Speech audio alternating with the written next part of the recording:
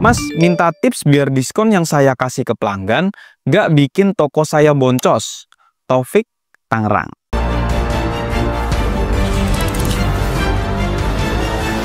Assalamualaikum warahmatullahi wabarakatuh. Bahasan kita kali ini adalah satu hal yang jadi favorit setiap pembeli di toko. Apalagi kalau bukan diskon. Siapa sih yang nggak suka diskon? Pembeli senang dan kita sebagai pemilik toko juga terbantu karena stok bisa lebih makin cepat laku dengan adanya diskon. Tapi jangan salah teman-teman, kalau diskon ini nggak dihitung dan direncanakan dengan benar, salah-salah bukannya bikin laris, malah bikin kita menangis. Mohon bersabar, ini ujian, mohon bersabar. Nah, sebelum kita bahas strategi diskon anti boncos, kita mulai dari jenis-jenis diskon dulu.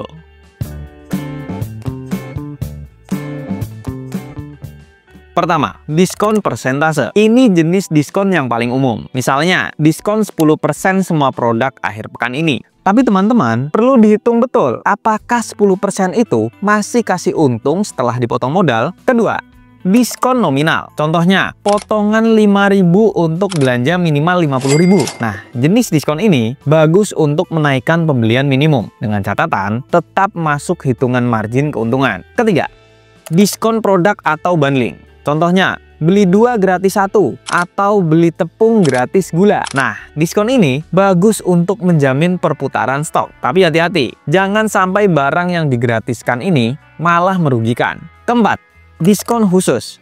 Diskon untuk member atau diskon untuk pelanggan tertentu. Ini bisa untuk membangun loyalitas. Tapi tetap, semua diskon itu butuh catatan dan perhitungan. Selanjutnya, aturan diskon bagaimana nih? Sebenarnya sederhana aja teman-teman. Sebelum pasang diskon, pastikan teman-teman tahu harga pokok penjualan atau HPP dulu. Misalnya nih, HPP-nya 10.000, lalu kita jual 15.000. Kalau kasih diskon 10%, berarti potongannya 1.500. Masih ada margin 3.500. Artinya, diskon 10% masih aman. Coba kalau kita naikkan diskonnya jadi 30%. Potongannya kan jadi 4.500. Sisanya tinggal 500 saja margin kita. Nah, ini yang namanya boncos. Nah, sekarang pertanyaannya, bagaimana cara menghitung besaran diskon supaya nggak boncos?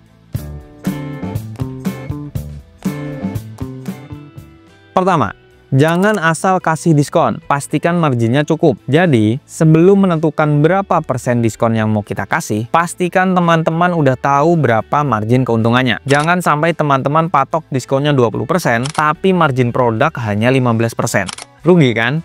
Nah, di iPos, laporan margin per produk itu bisa langsung kelihatan. Jadi enak, kita bisa lihat dulu dan tentukan besaran diskon setelah lihat laporan margin per produk.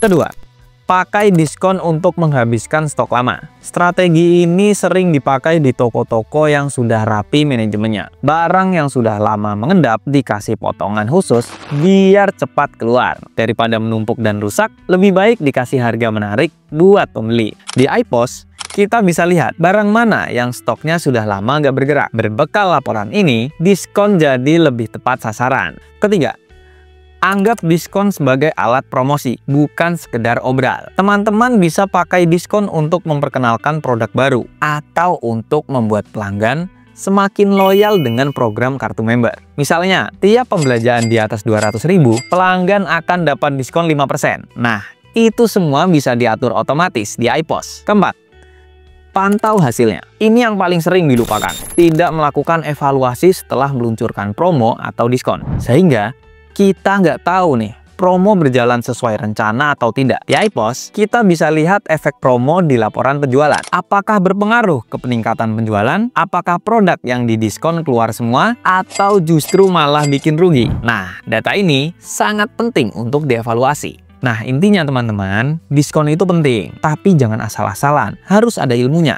Dan lebih enak lagi, kalau teman-teman pakai aplikasi kasir yang memang bisa bantu mengatur semuanya dari awal. Dari menghitung margin, mengatur diskon, sampai melihat laporan hasil promonya. Sampai ketemu di video berikutnya. Salam sukses. Wassalamualaikum warahmatullahi wabarakatuh.